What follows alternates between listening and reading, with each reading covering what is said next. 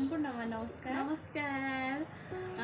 लक्ष्मी, आज बागमती प्रदेश 5औं सहायक प्रशासन सेवामा चाहिँ रिजल्ट आएको छ। दशम चरणका तिमी सम्पूर्ण चरण पारेर पुष्टि भएको छौ। कस्तो लागिरहेको छ आज?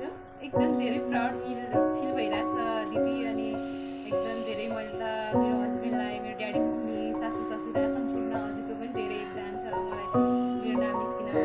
अनि कस्तो धेरै प्राउड फिल भइरहेछ। अब यत्रो धेरै वर्षदेखि कस्तो सोचिरहेको, अब पढिरहेको, त्यही अनुसार मिहिनेत पनि गरिरहेको थिएँ। जो सक्सेस मोमेन्ट भयो, एकदम खुसी प्राउड फिल भइरहेको। त्यसको लागि तिमीलाई धेरै धेरै बधाई छ।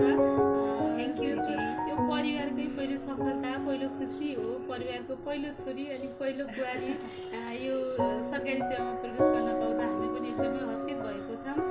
र आउँदो दिनहरूमा तिमीले के गर्ने, परिवारसँग कसरी भेट्दाखेरि कसरी खुसी सार्ने, यो सङ्घर्ष, यो कतिपयौँ अनिदा रातहरू, कयौँ त्यस हुन्छ नि, हरेक कुरा चाडपर्व त्यागेर पनि दसैँ तिहार पनि हामी घरमा नगएर सँगै बसेका थियौँ।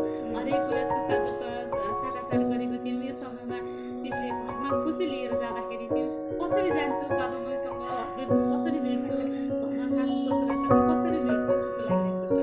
सर्वप्रथम त मैले बागमती प्रदेश अन्तर्गत प्रशासन सहायक 5औँमा नाम निकालेको छु। सम्पूर्ण चरण पार गरेर रानीचुक नगरपालिकामा पोस्टिङ भएको छु। अब मेरो नियुक्ति दिनलाई 9 गते बोलाउनु भएको छ, जाँदैछु। आज भनेको 2083 साल वैशाख 5 गते हो। अनि त्यसपछि 5 गते हो। हामी यता घुम्न पनि आइरहेछौँ दिदीसँग। एकदम स्पेसल मोमेन्ट छ अहिले।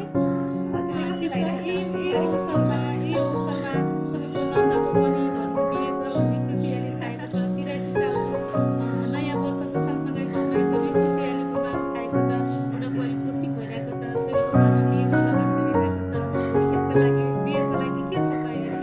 बिहेको लागि त तयारी गर्दै हुनुहुन्छ घरमा, म यता छु। अब एकदम पोस्टिङ भएर अब नानीको बिहेमा जाने सोचिरहेछौँ। अब दिदीको पनि रिजल्ट आउँदैछ, दिदीले पनि राम्रो गर्नुभएको छ। अनि दिदीको पनि नाम निस्किन्छ। अब हाम्रो परिवारमा मैले फर्स्टचोटि गरेको छु, नाम निकालेको छु। अनि दिदीको पालो छ, अब दिदी पनि नाम निकाल्नुहुन्छ। अनि हाम्रो एकदम धेरै अब सासू मम्मी ससुरा बुवा हाम्रो सम्पूर्ण परिवार एकदम धेरै खुसी हुनुहुन्छ। अनि मेरो हस्बेन्डले धेरै खुसी हुनुहुन्छ।